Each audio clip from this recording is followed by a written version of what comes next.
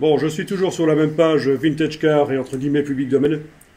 Toujours à demander des grandes images. Et parmi les images, vous allez sans doute trouver une ou l'autre image en noir et blanc. Je vais tenter avec celle-ci qui est pas mal.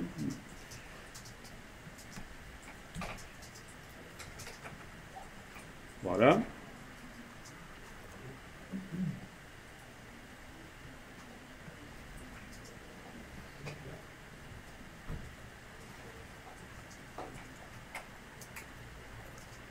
Fermer la précédente.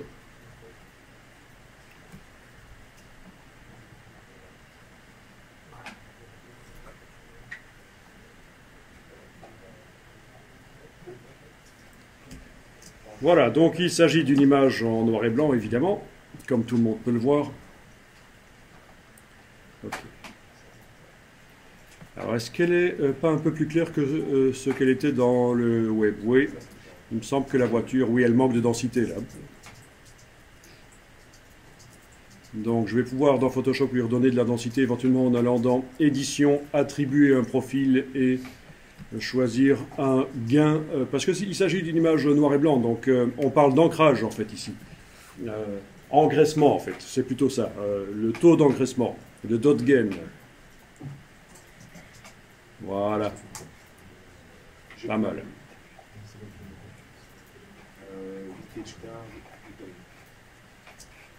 Donc ça c'est juste modifier l'affichage. Je n'ai pas vraiment modifié les pixels de l'image, j'ai juste modifié son affichage en lui mettant un gris différent. Mais de toute façon, si je veux mettre de la couleur dans cette image, maintenant il faut que je la convertisse en une image couleur, parce que elle est grise. Si je regarde dans la palette des couches, il n'y a qu'une seule couche de gris. Donc il faut que je fasse image mode, couleur RGB.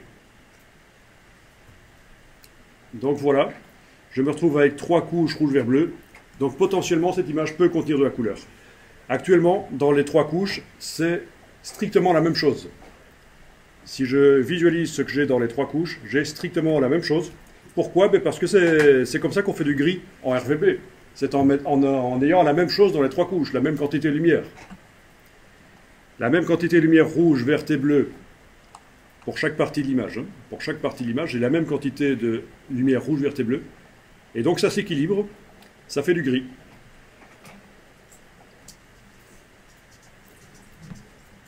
Bon, je réactive le travail sur l'image en cliquant sur le mot RGB. Et je vais enregistrer cette image au format Photoshop cette fois-ci. Donc oui, tout à fait. Parfois, vous allez prendre des images grises sur le web et ce sont déjà des images converties en RGB. Donc vous avez déjà les 3 couches dans la palette des couches. Donc c'est tout à fait normal. Ça dépend comment le webmaster a préparé l'image. Est-ce qu'il a envoyé une image en une seule couche ou est-ce qu'il avait converti en RGB?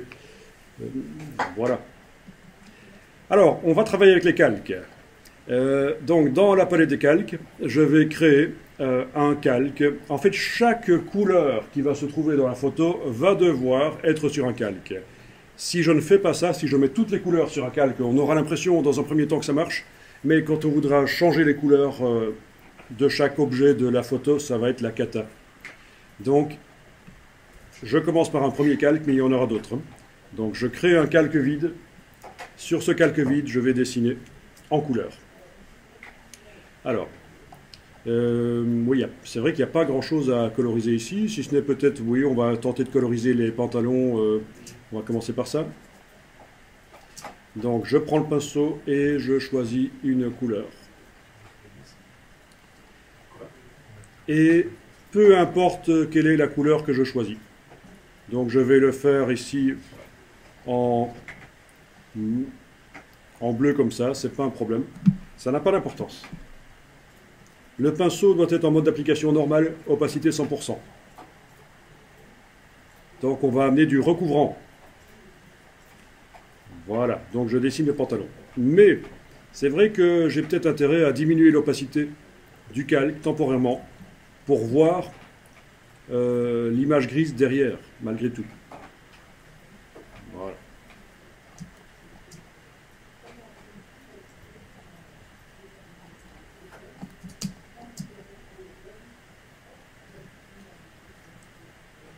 Ok, si je déborde, surtout ne pas dessiner en blanc. Il faut gommer. Donc je prends la gomme.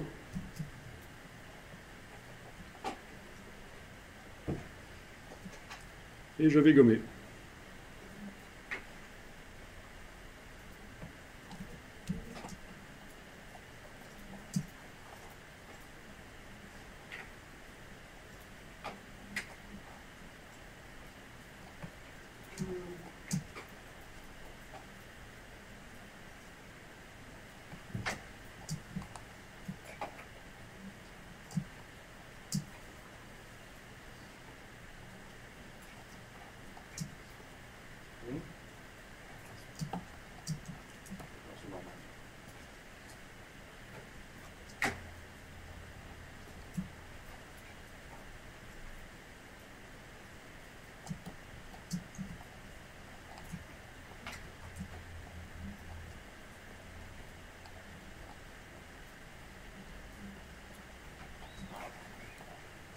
Bien.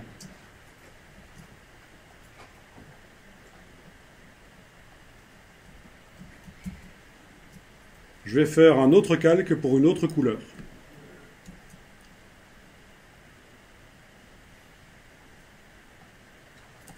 Je vais choisir une autre couleur que le bleu que j'avais choisi, mais peu importe la couleur que je choisis dans un premier temps, parce qu'après on va changer. Ok. Alors. Au pinceau, pas à la gomme.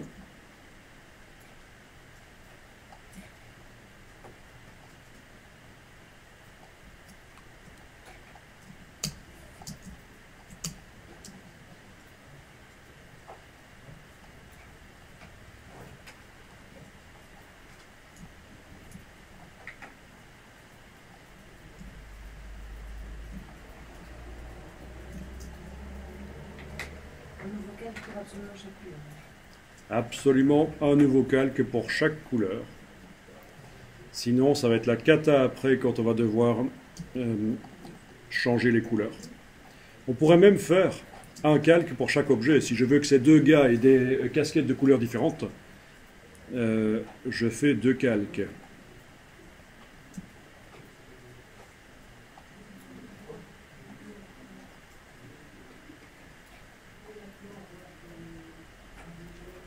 Mais dans un premier temps, je peux leur mettre la même couleur.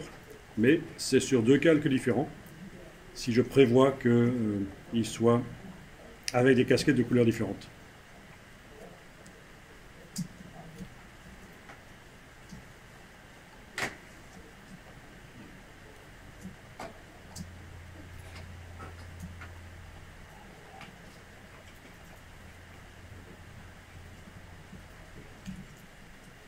Bon, alors, je suppose que tout le monde a fait un calque avec une couleur. Donc, je m'intéresse à ce calque, donc le pantalon par exemple, voilà, j'active le calque. Je vais remettre l'opacité à 100%. Voilà, donc ça c'est la couleur. Et le mode de fusion du calque va passer à produit. Voilà. Donc, j'ai remis le calque en opacité 100%, le mode de fusion va passer à produit.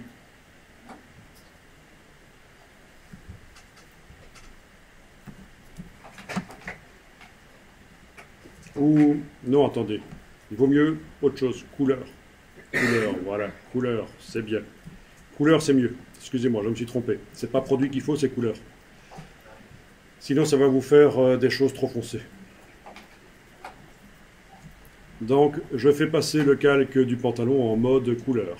Là, je suis en train de faire quelques petites retouches à la gomme. Mais ça peut se faire par la suite. En fait, ce genre de détail, il faut le faire si on est sûr que le gros du travail qu'on a fait sert à quelque chose. Si je ne suis pas encore sûr que le résultat sera valable, que l'image sera retenue dans le travail final, je ne vais pas commencer à peaufiner. Voilà. Donc, calque ici en mode couleur, opacité 100%, et je vais modifier la couleur en allant directement attaquer les pixels. Pourquoi est-ce que je peux me permettre d'attaquer directement les pixels? Parce que c'est un aplat de couleurs et qu'il n'y a pas de détails vraiment à préserver. Je peux retourner autant de fois que je veux, aller changer la teinte et la saturation de ça. Donc on y va. Menu image, réglage, teinte, saturation. Et voilà pourquoi ça n'était pas important la couleur que j'utilisais au départ. Les chapeaux là, ils ne vont pas devenir roses après, hein. On va changer la couleur. Donc je modifie le curseur teinte et le curseur saturation. Voilà. Alors, le curseur luminosité ne sert pas à grand chose puisqu'en fait la luminosité vient de l'image noir et blanc qui est en dessous. Donc ici c'est la saturation et la teinte qu'on modifie.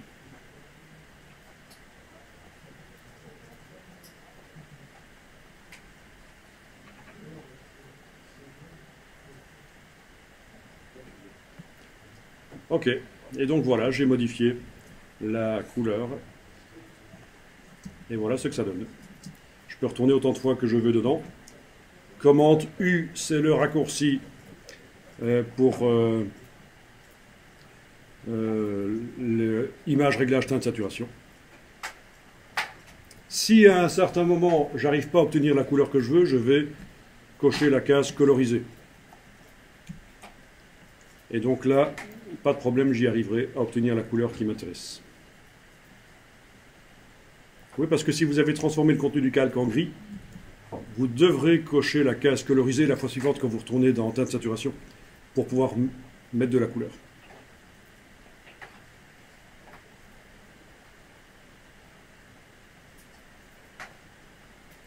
Et bien voilà le principe, c'est-à-dire le travail est préparé avec n'importe quoi comme couleur et puis après on va modifier tout.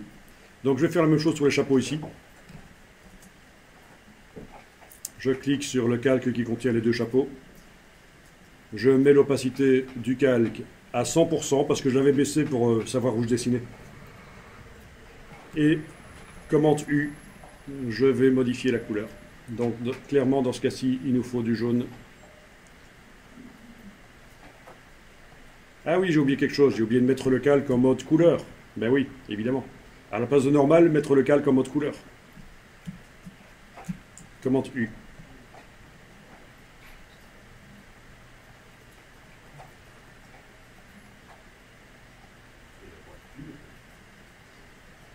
Voilà.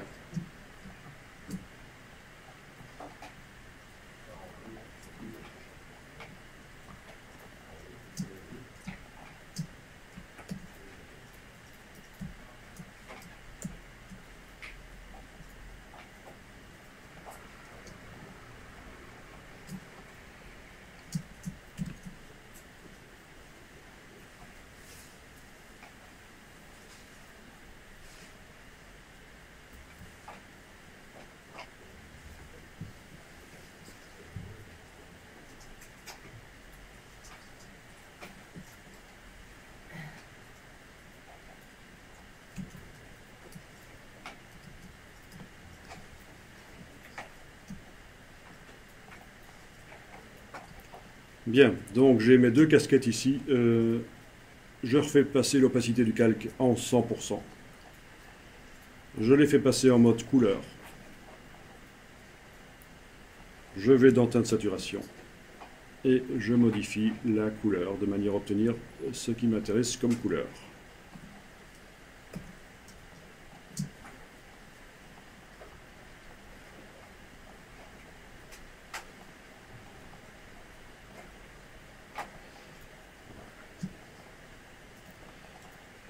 Et puis il faudra travailler à la gomme sur le calque si ça déborde trop. À la gomme.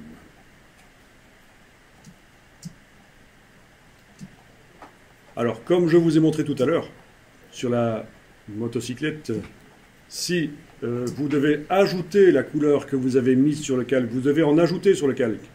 Vous n'allez pas prélever à la pipette là-dedans, parce que là, il y a plein de nuances. Vous allez devoir enfoncer la touche Alt et cliquer sur l'œil en face du calque, le temps d'afficher le calque seul. Là, vous prélevez. Puis, une fois que c'est prélevé, touche Alt, on reclique sur l'œil. Et là, je peux continuer à dessiner pour faire plus.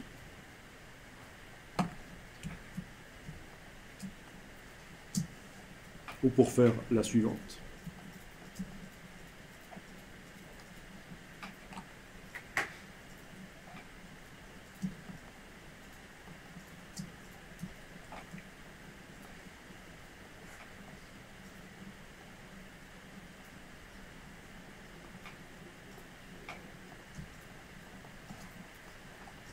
Ok.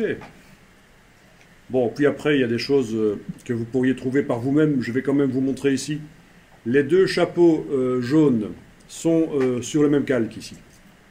Si je voulais les faire de couleurs différentes, je suis obligé d'extraire un des chapeaux, le mettre sur un autre calque. Très facile. Je prends le lasso.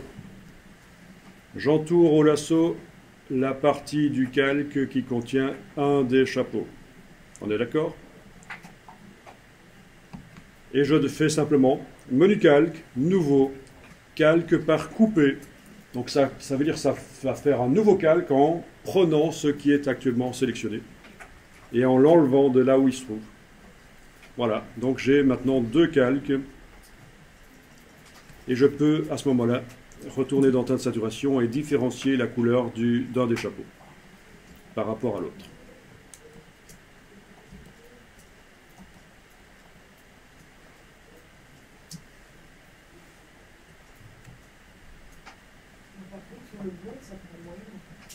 Sur le blanc, c'est pas évident.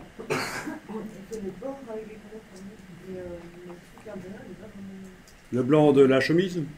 Et le problème, c'est que on ne voit pas trop. D'accord, ok. On va voir ça. Je vais créer un calque vide pour ça et je vais mettre une couleur sur la chemise.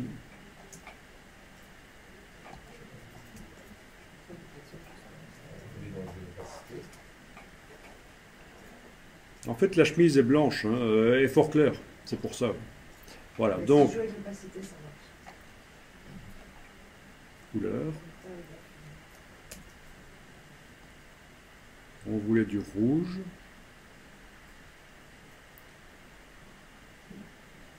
Pas évident, hein. C'est vrai que la chemise en dessous étant blanche, ça fait plutôt du rose.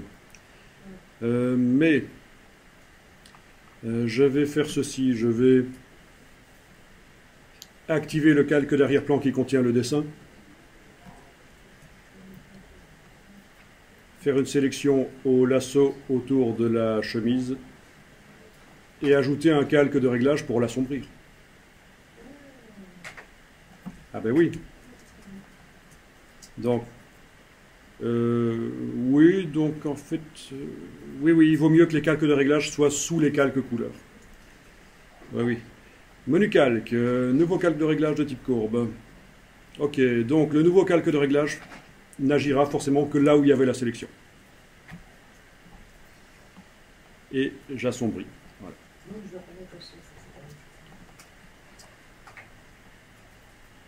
Voilà, et j'arrive à obtenir une chemise rouge. Je peux aller retravailler sur le calque qui contient la couleur. Essayer d'affiner un peu ça. En général, quand on colorise des images noir et blanc, vous avez senti ça par vous-même, et vous voyez ça aussi dans les films colorisés. On ne sature pas trop, en fait. On garde quand même un côté délavé, parce que sinon, ça se voit qu'il y a un problème. Alors, bien sûr, mon calque de réglage ici déborde. Je vais travailler au pinceau noir dans son masque de fusion pour faire une sélection plus sérieuse, parce que c'était juste une sélection rapide au lasso. Juste le temps de voir.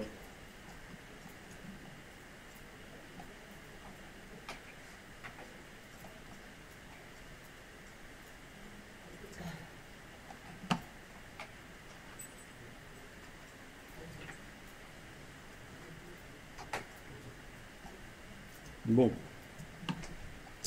Ceci dit, quand on y réfléchit, j'ai fait du boulot inutile. Regardez, je vais jeter le calque de réglage.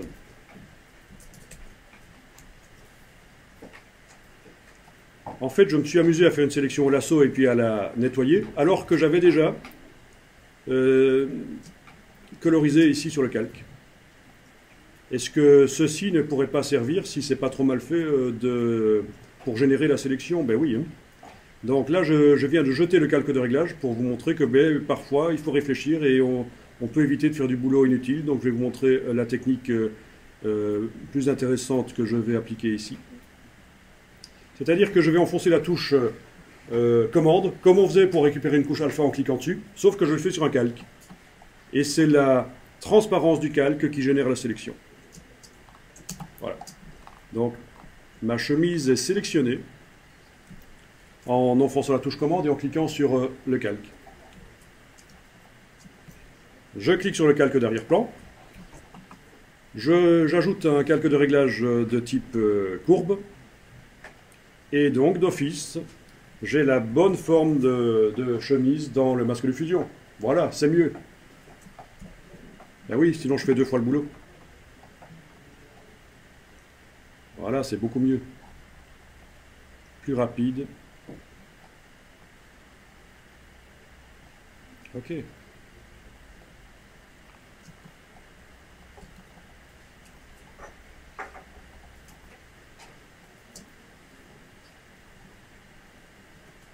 Alors, je vous dis tout de suite, si vous voulez, s'il y a des idées qui vous passent par la tête et vous vous dites, oui, tiens, ce serait peut-être intéressant que je propose ça,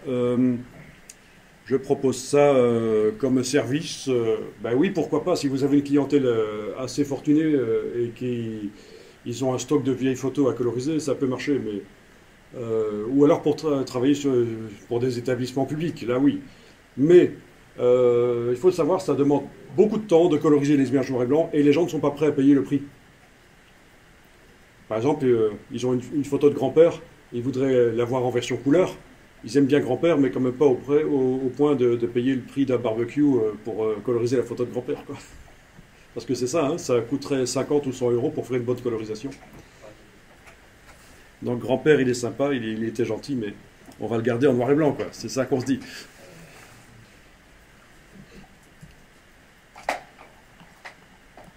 Ok, je termine quand même ici. Je vous montre un truc pour aller plus loin. Ici, enfin, même chose que ce qu'on a vu avant. Hein. Si ça vous intéresse, vous pouvez, avec l'outil de déplacement, cocher la sélection automatique. Et comme ça, quand vous cliquez sur une partie de la photo, le calque qui contient cette couleur-là s'active. On est d'accord, hein. Ça peut être pratique quand vous avez plein de calques et ce sont des petites tâches qui se ressemblent, c'est foireux. Donc, outil de déplacement, sélection automatique. Bon, dans ce cas-ci, comme il n'y a pas de groupe, on n'a pas besoin de préciser que c'est le calque qu'on veut activer.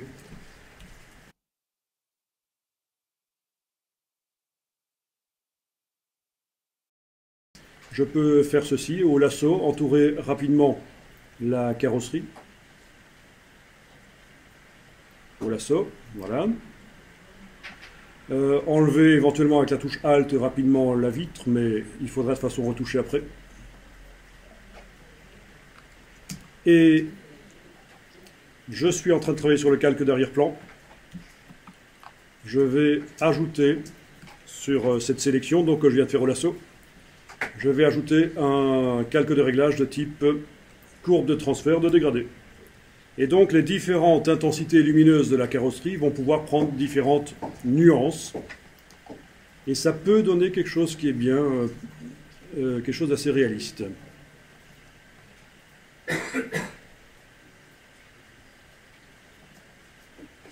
Ok, il vaut mieux laisser le blanc et le noir aux extrêmes.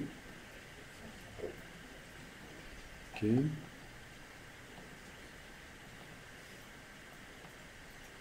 Voilà. Bien entendu, après, il faudra dire que ça ne va pas se mettre partout sur les phares, etc.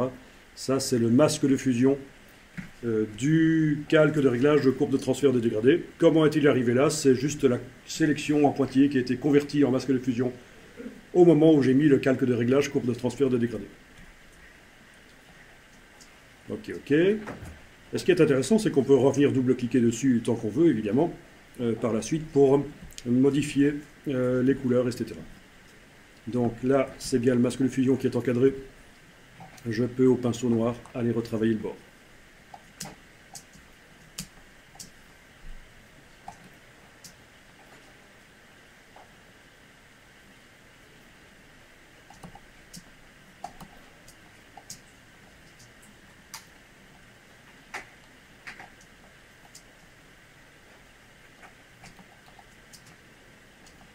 Ok.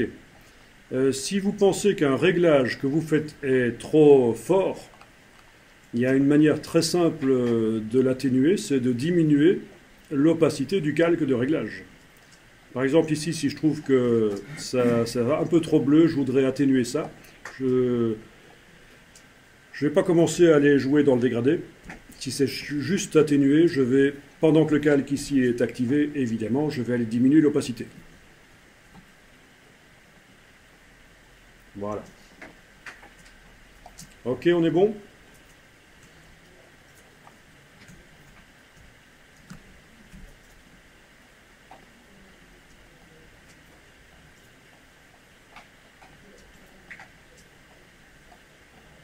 Bon, pour ceux qui n'auraient pas compris, il est possible de transférer un calque de réglage d'une image vers une autre assez rapidement.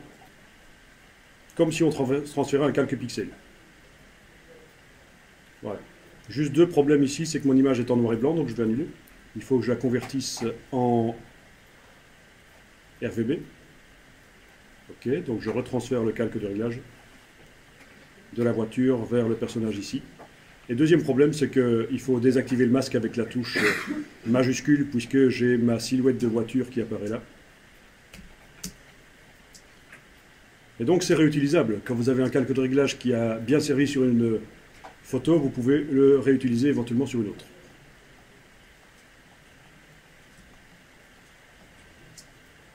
Essayons celui du bonhomme.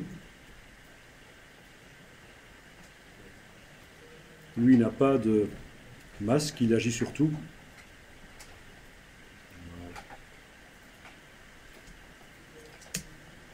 Et voilà. Une photo noir et blanc qui reçoit la courbe de transfert de dégradé. La même que celle qui était là, puisqu'elle vient de là en fait.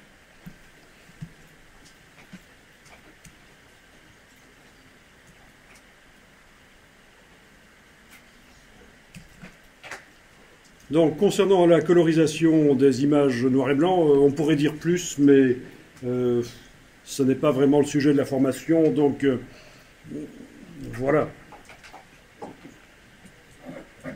Ce qui a été fait ici n'est pas mal, mais ce n'est pas l'idéal. Notamment, il y a quelque chose que je devrais faire, c'est ceci.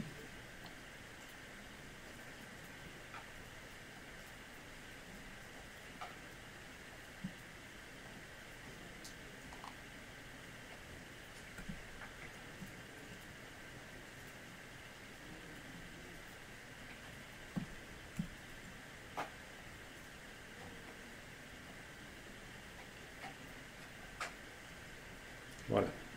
Le résultat est le même, mais c'est mieux.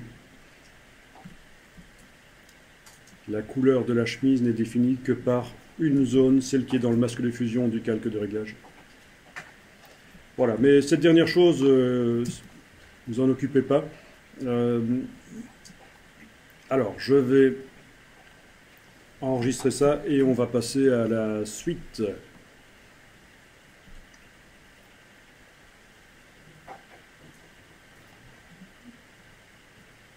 Alors, la suite, c'est quoi? Eh bien, on va passer au chapitre des détourages au tracé vectoriel.